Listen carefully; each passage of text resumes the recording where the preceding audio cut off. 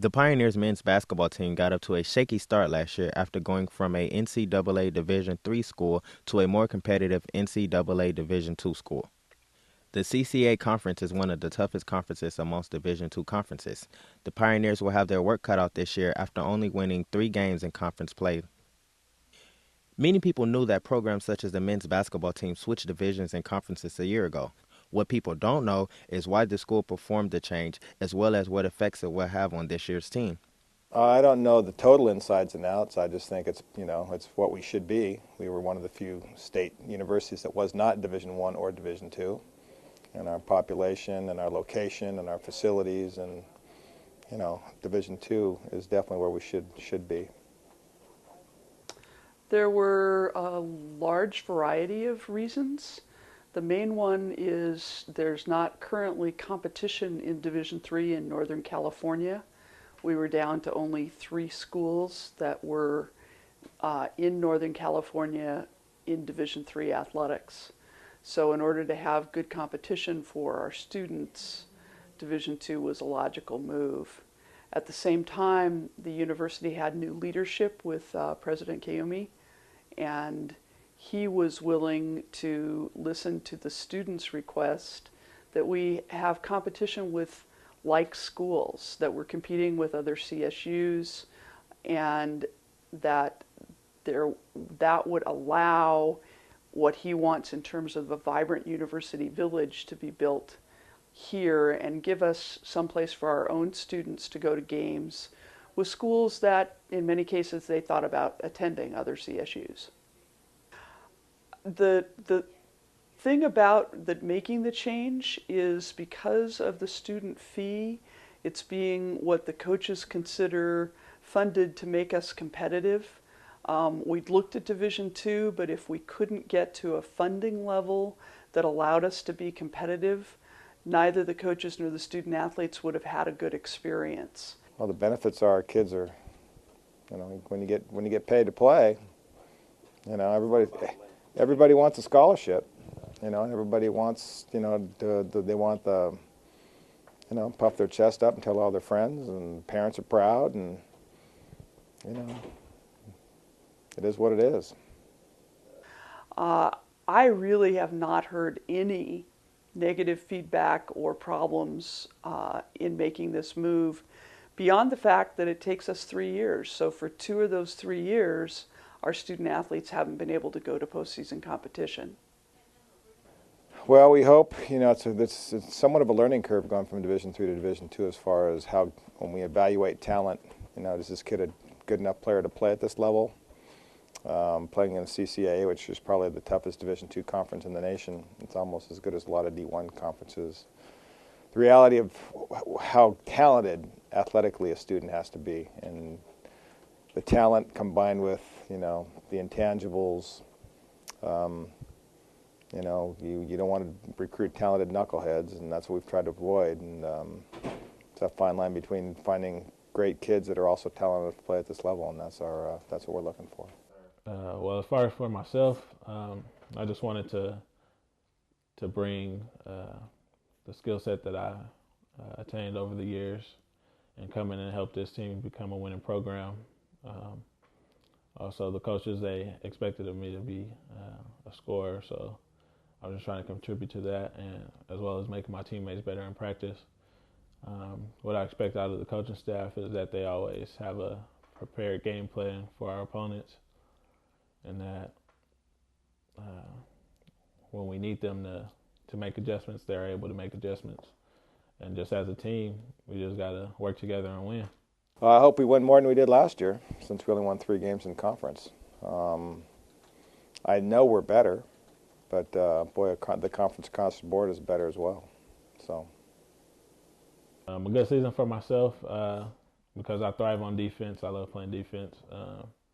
I have to be in the top 10, if not the top. Because I thrive on defense. I love playing defense. I have to be in the top 10, if not the top 5 in steals. And as far as scoring for the team, in the top 3. As far as like a team, we shouldn't finish, I want to say, no lower than fourth. The actuality of recruiting hasn't really changed. It's who you're recruiting. So if a coach was a good recruiter, and basketball and volleyball are both excellent examples of people who recruit well, and men's basketball, and our new women's basketball coach, that dynamic is the same. You're still going to the same high schools, you're going to the same community colleges, you're just looking for a different level of talent. Selling the university to our prospective students doesn't change. You're still selling an excellent educational institution, but you're being able to sell a conference, postseason opportunities, and good competition. Well, our recruiting methods have increased as far as the level of athlete that we're able to now communicate with and go after with money. You're able to get a more talented student athlete. Seems like when we walk into the gym now, being D3 non-scholarship, a lot of coaches knew we had no money and everybody's looking to get their kids money. So now that we have money, there's a lot more coaches are a lot more friendly than they were when we had no money. So we're able to recruit more athletes. We seem to be introduced to more people. We have the opportunity to be in the mix for Division I kickbacks. So a lot of things have changed regarding recruiting as far as us going from Division III to Division II.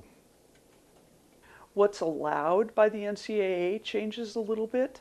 What's restricted by the NCAA, Division II recruiting is a lot more restrictive. There's a lot more rules for the coaches to know and make sure that we're following. But the actual recruiting process really isn't very different. Since I've been doing it for so long, I've kind of developed the skill to be able to balance both basketball and school. Sometimes I may slack and devote more to one or more to basketball over school, but I find it easy to get back into the routine of playing them both out equally.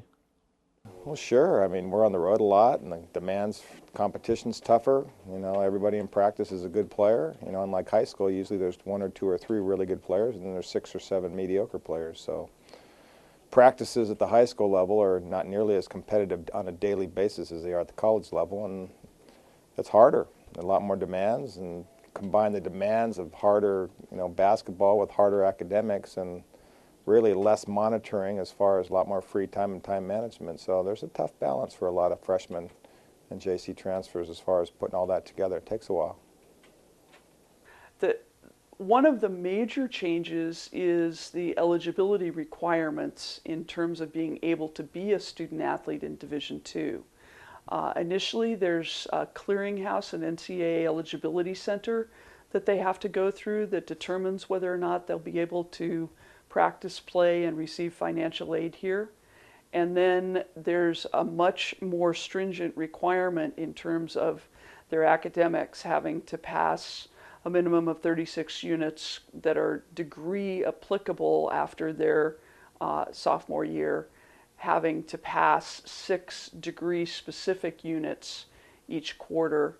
So, and the conference we went into has a stricter GPA requirement than the NCAA Division II does across the board.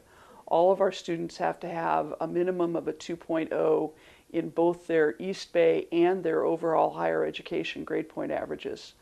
Since the life of a student athlete can be challenging, I asked guard Rashawn Wynn what his typical day consisted of. Well, for myself, I wake up Monday and Wednesday by 8 because I have an 8:40 class, so I'm out the house by 8:30 so I can get to class on time. And throughout the week, I'm out of class every day by 12 o'clock. I go grab something to eat and just relax until practice. After practice, I get something to eat and then I study. As expected, coaches and players will have their hands full competing in the CCAA conference this year. We're looking forward to an exciting season for the men's basketball team here at Cal State East Bay.